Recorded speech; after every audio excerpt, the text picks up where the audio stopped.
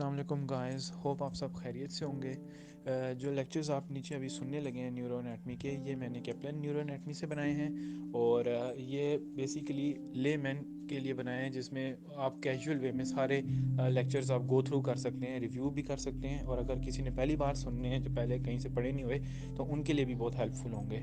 और FCPS part 1 examination के recording जो इसमें क्वेश्चंस आते हैं उसमें एग्ज़ाम में, वो भी मैंने साथ साथ इसमें डिस्कस किए हैं। तो होपफुली ये बहुत बेनिफिट देंगे आप लोगों को, और प्लीज़ सुने और साथ जो मेरा लिंक है इसको सब्सक्राइब भी करें और बेल आइकन को भी प्रेस कर दें।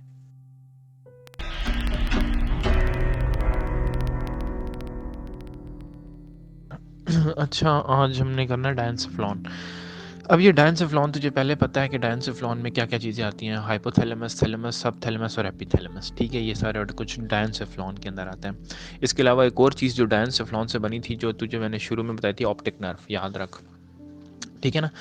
तो अब डायंसोफ्लॉन इंपॉर्टेंट इस लिहाज से है कि इससे ये क्वेश्चन आते हैं कि मतलब किस एरिया का कौन सा न्यूक्लियस है और वो न्यूक्लियस का फंक्शन क्या है। ठीक है, तो तुझे इंपॉर्टेंट न्यूक्लियस का पता होना चाहिए कि थैलेमस के कौन से न्यूक्लियस हैं, हाइपोथैलेमस के न्यूक्लियस कौन से हैं।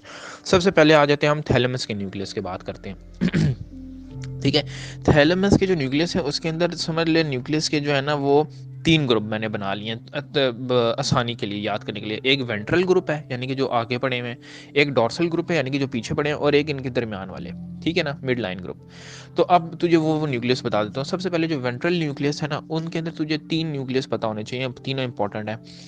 VPL, VPM और VA, यानी कि वेंट्रोपोस्टरोलेटरल, वेंट्रोपोस्टरोमीडियल और वेंट्रो एंटीरियर। ठीक है ना, ये वेंट्रो एंटीरियल और या इसको वेंट्रो लैटरल भी कहते हैं, VL न्यूक्लियस। ये इसका जिक्र हम पहले भी कर चुके हैं। ये वो न्यूक्लियस है जो मैंने तुझे बताया था कि जो बेसल गैंग्लिया का इंफॉर्मेशन जो है उसको बेसल गैंग्लिया से इंफॉर्मेशन आती है और फिर ये ऊपर सेरेब्रल कॉर्टेक्स के साथ कनेक्टेड होता है, यानी कि बेसिकली ये मोटर कॉर्टेक्स के साथ कनेक्ट होता है। तो इसका काम है मोटर एक्टिविटीज़ का काम करना। याद है वो डायरेक्ट और इनडायरेक्ट पाथवे में मैंने बताया था कि एक VL न्यूक्लियस होता है थैलेमस का। तो ये वही न्यूक्लियस है। ठीक है, तो इससे तेरी पहले मुलाकात हो चुकी है इस न्यूक्लियस से। ठीक है, VL या VA न्यूक्लियस, वेंट्रो एंटीरियर या वेंट्रो लैटरल, दोनों इसका नाम है, और ये मोटर न्यूक्लियस है, मोटर एक्टिविटीज़। अगर इसका डैमेज होगा तो मोटर एक्टिविटीज़ डैमेज होंगी। फिर आ जाओ जी VPL, इसका नाम में ही सारा कुछ है। VPL, vibration pressure light touch, यानी कि ये वो न्यूक्लियस है जो पूरी बॉडी की सेंसरी इन्फॉर्मेशन लेके आ रहा है। सोमैटो सेंसरी कॉर्टेक्स के साथ ऊपर कनेक्टेड है। नीचे से बॉडी की सेंसरी इन्फॉर्मेशन आ रही है, इधर रिले करके ऊपर सोमैटोसेंसरी कॉर्टेक्स के साथ इसका कनेक्शन है। और इस न्यूक्लियस से भी तेरी मुलाकात हो चुकी है जब हमने स्पाइनोथैलेमिक और डॉर्सल कॉलम मीडियल लेमनिस्कल पाथवेज का जिक्र किया था कि VPL न्यूक्लियस के अंदर आता है थर्ड ऑर्डर न्यूरॉन। ठीक है, तो ये VPL न्यूक्लियस से भी तेरी तुझे पता है कि VPL न्यूक्लियस, और इसका नाम ही के अंदर सारा कुछ है, वाइब्रेशन प्रेशर लाइट टच। अब आ जाओ VPM न्यूक्लियस। VPM भी सेम वही चीज़ है, वाइब्रेशन प्रेशर और वो सोमैटोसेंसरी मूवमेंट्स ही है सारा, लेकिन इसके अंदर जो M है ना आखिर, उससे याद रख मुंह। तो ये बेसिकली फेस से इंफॉर्मेशन लेके आता है, यानी कि फेस की, यानी कि ट्राइजेमिनल नर्व का जो इंफॉर्मेशन है ना, जो कि वाइब्रेशन प्रेशर लाइट टच और टेस्ट, खासतौर पे जो एंटीरियर टू थर्ड का जो टेस्ट है वो भी इसी में आ जाएगा, यानी कि कॉर्डा टेम्पनाए भी। तो इन दोनों का जो है ये सारा काम जो है ये VPM के साथ कनेक्टेड है। VPM जो है वो वाइब्रेशन प्रेशर और एम्स तो याद रख मुंह यानी कि माउथ। तो यानी कि ये बेसिकली फेस के एरिया जितना है ना, उससे ये सारी सोमैटोसेंसरी इन्फॉर्मेशन लेके आ रहा है VPM न्यूक्लियस। ठीक है ना, तो अब ये तुझे पता होना चाहिए VPM न्यूक्लियस का क्या काम है, VPL न्यूक्लियस का और VA न्यूक्लियस का। उसके अलावा 2 न्यूक्लियस ऐसे हैं जो कि तुझे पहले ऑलरेडी पता है वो भी। ठीक है, यूजली सारी ये वही न्यूक्लियस हैं जो तुझे पता है, बस अब इनको इकट्ठा किया हुआ है। लैटरल जेनिकुलेट बॉडी और medial geniculate body. Lateral geniculate body तुझे पता है विजुअल पाथवे में इसका कनेक्शन था, और जो विजुअल पाथवे में होता है, और मिडिल जेनिकुलेट बॉडी जो है ये ऑडिटरी पाथवे में होता है। ठीक है, और बस ये इसके अंदर तुझे इतना ही याद रखना है। ठीक है, अब अगर तू उसमें पढ़े ना फर्स्ट एड में, तो उन्होंने बस यही न्यूक्लियस दिए हैं, लेकिन ये इसके अलावा भी जो तुझे न्यूक्लियस थोड़े बहुत जो इधर एक्स्ट्रा पता होने चाहिए, वो एक है मीडियो डॉर्सल न्यूक्लियस। ठीक है, मीडियो डॉर्सल न्यूक्लियस जो है ना, ये डैमेज होता है जब अल्कोहलिज्म में डैमेज होता है, और इसके ये मेमोरी कंट्रोल इसका काम होता है। बेसिकली वर्निकीज कॉर्सोकॉफ सिंड्रोम में डैमेज होता है मीडियो डॉर्सल। अक्सर अगर तो MCQ यूँ भी बन सकता है कि वर्निकीज कॉर्सोकॉफ सिंड्रोम में कौन कौन सी चीज़ें डैमेज होती हैं, तो याद रख, एक थैलेमस का मीडियो डॉर्सल न्यूक्लियस डैमेज होता है, एक हिप्पोकैम्पस डैमेज होता है, एक मेमिलरी बॉडीज डैमेज होती हैं, ठीक है, और एक सेरिबेलम का वर्मिस डैमेज होता है। अब वो कोई पांचवी चीज़ दे देंगे और पूछेंगे इनमें से कौन सी चीज़ डैमेज नहीं होती, तो वो पांचवी चीज़ डैमेज नहीं होती। ये सारा कुछ जो है ये डैमेज होता है वर्निकीज-कोर्सैकॉफ सिंड्रोम में। ठीक है ना, तो ये इंपॉर्टेंट न्यूक्लियस है ये भी। ठीक है, तो ये जो मैंने बताया न्यूक्लियस ये इंपॉर्टेंट है, और इसके अंदर तुझे सिर्फ ये न्यूक्लियस का नाम पता होना चाहिए और इन न्यूक्लियस के फंक्शन पता होने चाहिए कि ये nucleus VPL nucleus, VPM nucleus, VA nucleus, medial और लैटरल जेनिकुलेट बॉडीज और मीडियो डॉर्सल न्यूक्लियस। ठीक है, तो मीडियल और लैटरल जेनिकुलेट बॉडीज जो है ये सेंटर में आ जाता है, और जो मीडियो डॉर्सल न्यूक्लियस है ये डॉर्सल न्यूक्लियस आ जाता है, और बाकी 3 V वाले जो हैं वो वेंट्रल न्यूक्लियस आ गए। बस इनके तूने नाम याद रखने, ये थैलेमस के न्यूक्लियस है, इंपॉर्टेंट न्यूक्लियस है। एक और चीज़, सारी इंफॉर्मेशन जितनी भी, चाहे वो टेस्ट है, चाहे वो विजुअल पाथवे, चाहे वो ऑडिटरी पाथवे है, हर जो जितनी 5 सेंसेस हैं वो सारी की सारी रिले करती हैं थैलेमस में, एक्सेप्ट ऑल्फैक्शन। ऑल्फैक्शन जो है वो थैलेमस में रिले नहीं करती। ये भी एक MCQ है, ये भी याद रखना है। ठीक है, अच्छा, अब अगर पेशेंट प्रेजेंट, आपके पास एक पेशेंट है वो जिसको थैलेमिक इन्फार्क्ट है, तूने शायद कभी देखा हो या ना हो, मैंने देखा है थैलेमिक इन्फार्क्ट का जो पेशेंट है वो किस तरह प्रेजेंट करता है, उसको कॉन्ट्रालेटरल बॉडी में पेन हो रहा होता है। मतलब थैलेमस 2 होते हैं ना, ठीक है, दरमियान में इनके थर्ड वेंट्रिकल होता है, दोनों साइड पे थैलेमस होते हैं।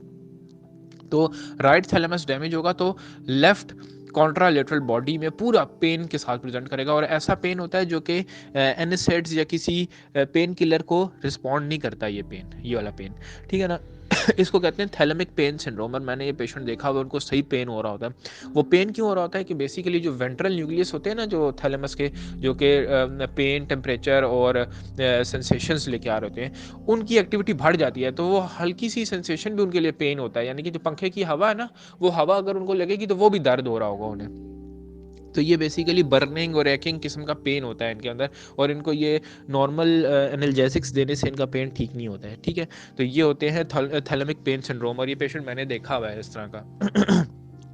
ठीक है, उसके बाद आ जाओ जी हाइपोथैलेमस के न्यूक्लियस। हाइपोथैलेमस के न्यूक्लियस थैलेमस से भी ज़्यादा इंपॉर्टेंट न्यूक्लियस है।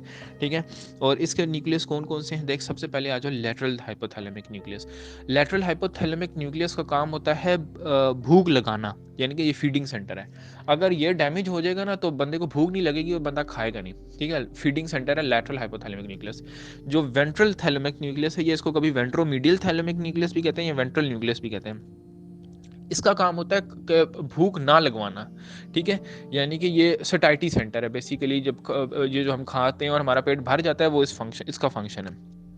ठीक है, अगर ये डैमेज होगा ना तो हमारा पेट ही नहीं भरेगा, हम खाते रहेंगे और हमारा पेट ही नहीं भरेगा और हाइपरफेजिया होगा, यानी कि पेशेंट बहुत खा रहा है। ठीक है ना, तो उसके अंदर वेंट्रोमीडियल न्यूक्लियस डैमेज होता है। अब ये वेंट्रोमीडियल न्यूक्लियस जो डैमेज हो रहा है ना, इसके अंदर जो इंपॉर्टेंट चीज़ है, इसके सबसे ज़्यादा इंपॉर्टेंट MCQ सी से बन के आता है, और ये पास पेपर में इसका MCQ भी बना हुआ है। ये होता है, याद रखने, क्रेनियोफ्रिंजोमा में, जो पिट्यूटरी ट्यूमर है एक क्रेनियोफ्रिंजोमा। जब भी क्रेनियोफ्रिंजोमा होता है ना, तो हमेशा वेंट्रोमीडियल न्यूक्लियस डैमेज होता है, और उसकी वजह से हाइपरफेजिया होता है, पेशेंट बहुत खा रहा होता है साथ साथ। ठीक है, तो वो वेंट्रोमीडियल न्यूक्लियस के डैमेज होने से हमेशा हाइपरफेजिया होता है। लेटरल हाइपोथैलेमिक न्यूक्लियस के डैमेज होने से स्टार्वेशन होती है, बंदा खाता नहीं है। फिर एक और न्यूक्लियस है सुप्राकास्मेटिक न्यूक्लियस, अनदर इंपॉर्टेंट न्यूक्लियस। इसका काम है सर्केडियन रिदम को कंट्रोल करना, दिन और रात का अंदाजा, रात को नींद आ रही है, दिन को नहीं आ रही, ये सुप्राकास्मेटिक न्यूक्लियस का काम है।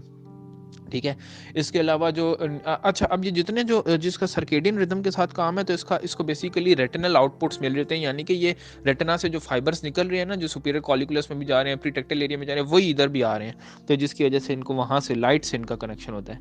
ठीक है, फिर आ जाओ जी सुप्रा ऑप्टिक पैरावेंट्रिकुलर न्यूक्लियस, इनका तुझे पहले बताया ADH और ऑक्सीटोसिन सीक्रेट करते हैं। अच्छा, उसके अलावा इनके न्यूक्लियस का एक एंटीरियर और पोस्टीरियर न्यूक्लियस होता है। इससे याद रखना है AC AC से याद रखना है एंटीरियर कूलिंग, ठीक है, एंटीरियर फॉर कूलिंग, यानी कि जो एंटीरियर न्यूक्लियस है उसका काम होता है कूलिंग कराना, जो पोस्टीरियर न्यूक्लियस है उसका काम होता है थर्मो रेगुलेशन कराना। जो एंटीरियर न्यूक्लियस है ना, अगर वो डैमेज होगा तो पेशेंट हाइपरथर्मिया हो जाएगा, पेशेंट को हाइपरथर्मिया, ठीक है। और अगर पोस्टीरियर न्यूक्लियस डैमेज होगा तो पेशेंट को पॉइकिलोथर्मिया हो जाएगा।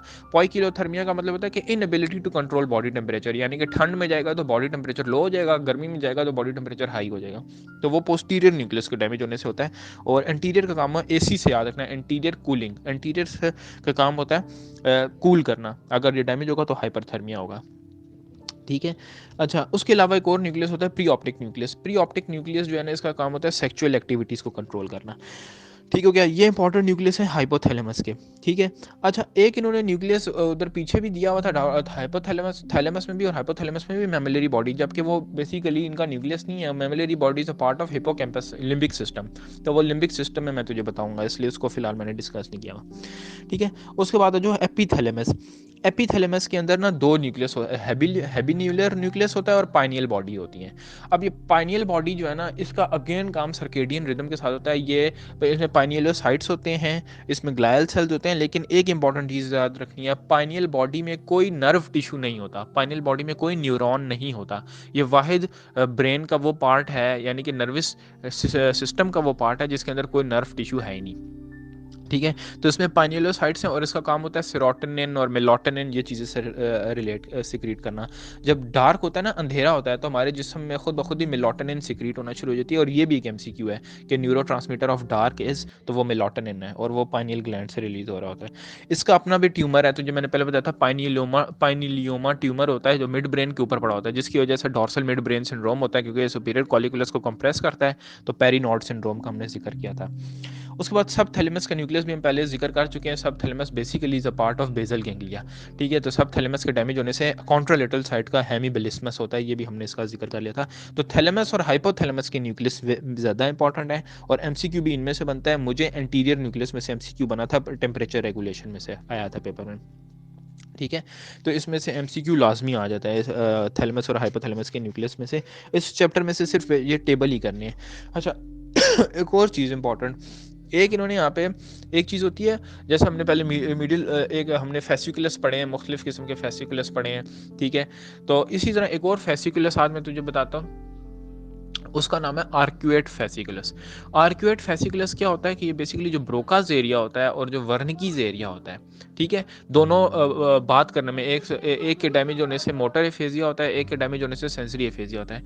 ये जो आर्क्यूएट फेसिकुलस है ना, ये वो तार है जो इन दोनों को आपस में जोड़ रही है, यानी कि ये बेसिकली कनेक्शन होता है मोटर और वर्निकीज एरियाज के दरमियान। इसको कहते हैं आर्क्यूएट फेसिकुलस और इसके डैमेज होने से भी एफेजिया हो जाता है, ठीक है ना। तो ये चीज़ याद रखने वाली है, इंपॉर्टेंट चीज़ है, ठीक है। उसके अलावा अब मैं तुझे एक और इंपॉर्टेंट चीज़ बताऊंगा। अच्छा, एक चीज़ जो मेरे से पहले ये पीछे जो मैंने जब ट्रैक्स बताए थे कॉर्टिकोस्पाइनल और वो सारे ट्रैक्स, उस वक्त मेरे से एक चीज़ बताने में मिस हुई थी, और वो चीज़ जो मिस हुई थी वो क्या थी, रूब्रोस्पाइनल ट्रैक, ठीक है। रूब्रोस्पाइनल ट्रैक्ट मैं तुझे बता दूं कि जैसे कॉर्टिकोस्पाइनल ट्रैक्ट जो है ना, ये फ्लेक्शन और ये जो एंटीरियर जो मसल्स है ना बॉडी के, जो फ्लेक्सर मसल्स हैं, उनको इनकी मूवमेंट में हेल्प करता है। जो रूब्रोस्पाइनल ट्रैक है ना, ये सारे बैक के मसल्स को सप्लाई करता है, यानी कि एक्सटेंसर्स ऑफ बैक को, ठीक है ना, जो बैक के एक्सटेंसर्स हैं। और इनको एंटी ग्रेविटी मसल्स भी कहते हैं। एंटी ग्रेविटी मसल्स यानी क्योंकि ये हमें अगेंस्ट द ग्रेविटी खड़े होने में मदद देते हैं, ये मसल्स जो ये बैक के मसल्स होते हैं ना, पैरावर्टिब्रल मसल्स, तो इनको रूब्रोस्पाइनल ट्रैक्ट सप्लाई कर रहा होता है। तो अगर रूब्रोस्पाइनल ट्रैक्ट, रूब्रो मतलब रेड न्यूक्लियस से है, तो रेड न्यूक्लियस मिड ब्रेन में पड़ा हुआ है। तो अगर रूब्रोस्पाइनल ट्रैक्ट डैमेज होगा ना, तो एंटी ग्रेविटी मसल्स डैमेज वो एंटी ग्रेविटी मसल्स काम नहीं करेंगे, तो हम अगेंस्ट द ग्रेविटी खड़े नहीं हो सकेंगे, ठीक है। अच्छा, उसके अलावा एक चीज़ और जो इंपॉर्टेंट बताने वाली है वो है डोपामिनर्जिक पाथवेज, ठीक है। डोपामिन, अब डोपामिन सिक्रीटिंग, जो डोपामिन न्यूरोट्रांसमीटर है, उसके सिक्रीटिंग 4 पाथवेज हैं ब्रेन के अंदर, और वो चारों के चारों पाथवेज एंटीसाइकोटिक ड्रग्स की वजह से इफेक्ट होते हैं। एंटीसाइकोटिक ड्रग्स जब भी लेंगे तो कभी वो इफेक्ट हो जाएगा, कभी सप्रेस हो जाएगा, कभी हम खुद उन्हें सप्रेस करना चाहेंगे, कभी साइड इफेक्ट के तौर पर सप्रेस हो जाएगा, और ठीक है। वो 4 जो डोपामिनर्जिक पाथवेज हैं वो बहुत इंपॉर्टेंट है, उनको मैं कल से अलग से डिस्कस करूंगा।